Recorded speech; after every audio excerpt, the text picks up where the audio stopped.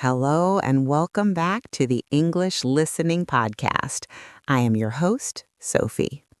Today we are going to do something very special. I want to ask you a question. Can you describe your entire day from the moment you wake up to the moment you go to sleep in fluent, natural English? Most students say, yes, of course. I wake up, I eat breakfast, I go to work. But let me stop you there. That is what I call robot English. It is correct, but it is not how native speakers actually talk. If you want to sound advanced, you need to use phrasal verbs and collocations. You need to know the specific words for the small daily habits we all do. In this episode, I am going to walk you through a day in the life. We will cover the present simple tense, which is the grammar we use for routines. But more importantly, I am going to teach you 20 essential phrases that will transform your daily English from basic to native. This is a long, in-depth lesson. We will spend about 10 minutes together, so please get comfortable, maybe grab a cup of coffee, and let's dive into your new daily routine. Let's start with the morning. The sun comes up, it is 7 a.m. What is the first thing that happens? Your alarm goes off. Please notice, we do not usually say, my alarm rings. We say, my alarm goes off. This is a very common phrasal verb. Now you have two choices. You can get up immediately, or you can hit snooze. To hit snooze means you press the button that gives you 10 more minutes of sleep. I confess, I usually hit snooze at least twice. Finally, you decide to get out of bed, but you feel tired and slow. We call this feeling groggy. You might say, I feel a bit groggy this morning. After you get up, you go to the bathroom to freshen up. Freshen up is a polite and lovely way to say you wash your face, brush your teeth, and maybe brush your hair. It sounds much better than listing every single action. You just say, give me 5 minutes to freshen up. Next, you head into the kitchen. We often use the word head to mean go in a specific direction. You are hungry. Do you cook breakfast? Maybe, but a more natural phrase is to whip up breakfast. To whip up means to make food very quickly.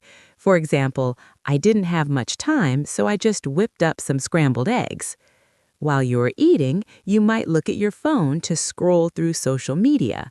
Scroll through implies you are moving the screen up and down, checking the news or your friends' photos. So let's review our morning paragraph. Listen to how natural this sounds. My alarm went off at 7, but I was feeling groggy, so I hit snooze. Eventually, I got up, freshened up, and headed into the kitchen to whip up some toast while scrolling through the news.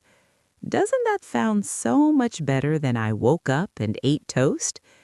Now, let's move to the second part of the day, the commute and work. You leave your house. We say you head out. You get into your car or on the bus. This journey from your home to your job is called your commute. If you live in a big city, you probably get stuck in traffic. Being stuck means you cannot move. This usually happens during rush hour. Rush hour is the time of day, usually 8 a.m. and 5 p.m., when everyone is on the road. When you finally arrive at the office, you are ready to get down to business. This is a great idiom. It means to start working seriously. You stop chatting, stop drinking coffee, and you focus. What is the first thing you do? You probably have to tackle your emails. To tackle means to deal with a difficult problem or a large amount of work with energy. You don't just read your emails, you tackle them. Throughout the day, you might have meetings. Sometimes a meeting drags on. If something drags on, it continues for too long and it becomes boring. We've all been in a meeting that dragged on for hours. By the afternoon, you might feel your energy dropping. You are waiting to wrap up. To wrap up means to finish something. At 5 p.m., you might say to your colleagues, "Okay, team, let's wrap up this meeting," or "I'm going to wrap up my work and go home." Let's listen to the work paragraph. I headed out at 8 a.m., but I got stuck in traffic during rush hour. When I finally arrived, I got down to business and tackled my emails. I had a meeting that dragged on for 2 hours, but I finally managed to wrap up everything by 5 p.m.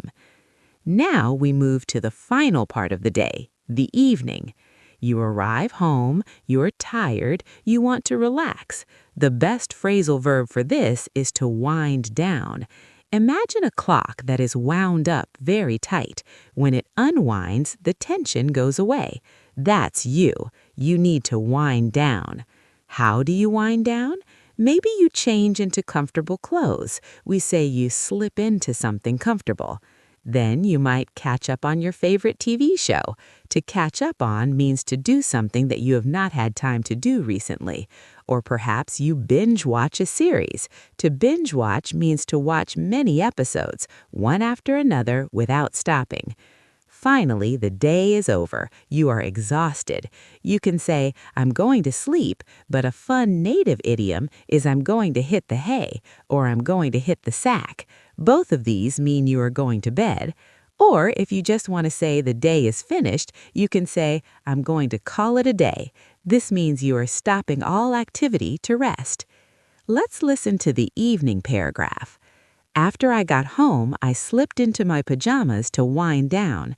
I binge-watched my favorite series to catch up on the story. Around 11 p.m., I decided to call it a day and hit the hay. Now that you understand the vocabulary, we are going to do our shadowing practice. This is the most important part of the video. I am going to say a sentence using these new phrases. I will pause. I want you to repeat the sentence exactly as I say it. Copy my speed, copy my emotion. Don't be shy. Are you ready? Let's train your mouth. My alarm went off, but I hit snooze.